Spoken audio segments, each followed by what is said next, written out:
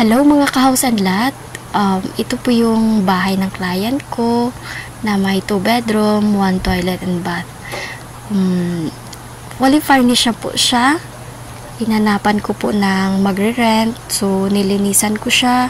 Preparation para sa mag-view nito.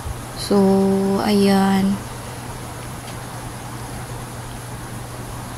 Habang hinihintay ko yung mag-view nito, nag-video muna ako para konting pasilip naman po, update. Since hindi na po ako masyadong active sa pagbablog, gusto ko rin kayong ma-update kung kahit paminsan-minsan lang. Ayan, ito yung bedroom. Tsaka yung toilet and bath, may na po siya. May hot and cold. Ayan. Kasi malamig po dito, kaya may hot and cold siya. Sa morning, sobrang lamig dito, kaya may hot and cold. Tsaka, maganda yung bahay. Wala nang problemahin yung magre-rent nito. Damit na lang yung dadalhin nila.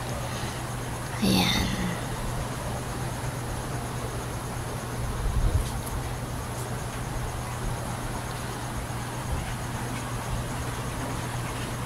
Dalawa pa yung yung split type aircon nito, tsaka TV, dalawa din, naka-bracket na. Tapos ang ganda ng po, ng mga gamit. Bago pa lang.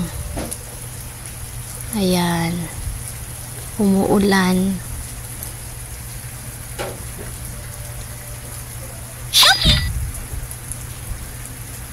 Umuulan. So, hintay-hintay lang ako na dumating yung mag-review.